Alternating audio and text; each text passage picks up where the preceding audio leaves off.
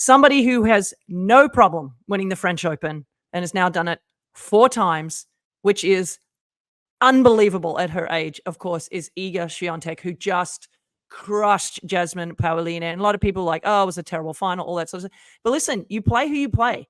Yeah. We know she had that scare against Osaka. I mean, Osaka was 1 point away from winning the match. Could have been a very different situation. But as I also tweeted out, I thought she was going to crush everybody after that match against Osaka because we saw her cry after the match, Sam. I mean, you know what it's like to go in as overwhelming favorite against somebody and, you know, you get pushed. And she, I think, was so relieved after getting through that match and knowing how, not lucky, I don't want to say that, no one's lucky winning a match, but fortunate to get through a match the way she did there. I think she was just so relieved that she was like, all right, I'm good now.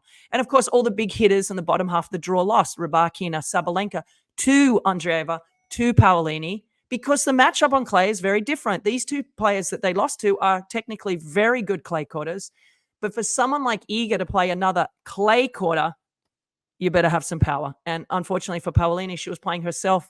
She was just playing somebody way better.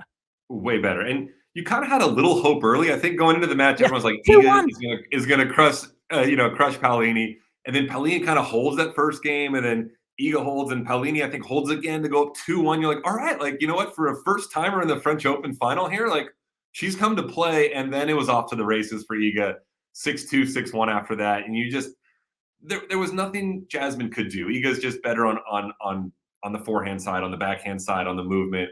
And like you said, once she got through the match with Osaka, it was like almost like a weight had been lifted off her shoulder. And it was like, okay, I've got freedom now.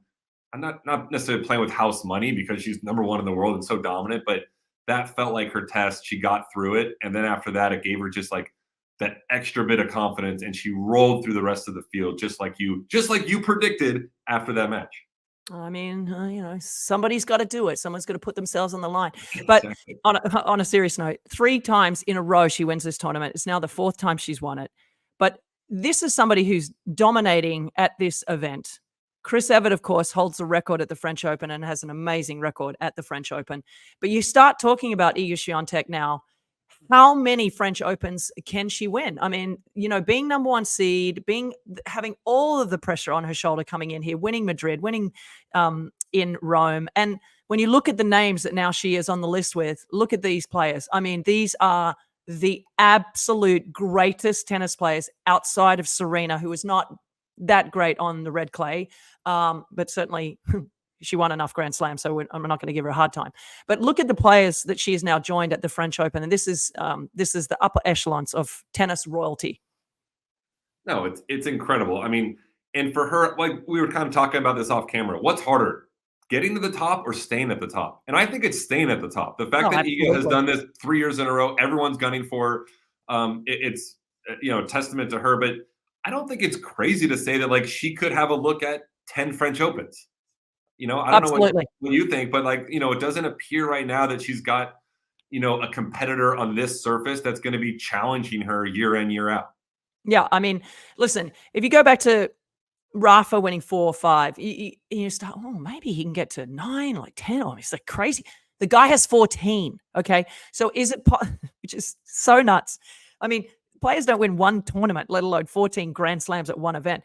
But I said last year when she won, I thought she could win 10 French Opens. And look, if she stays healthy, look, she's quirky, she's anxious riddled and all that sort of stuff. I mean, it's over time, it gets harder and harder to win, which is why we as pundits and ex-players are so respectful of what Roger, Rafa, Serena, all these players do, because there is no question getting to the top is really hard. But staying there year after year is by far harder. There's no question about it. You have to keep upping your level. You have to keep, everyone's nipping at your heels, and no one has any pressure when they play against you. So what she was able to do, I think getting through that match with Osaka, as you said, just lifted all the weight off her shoulders, and she just played so freely after that.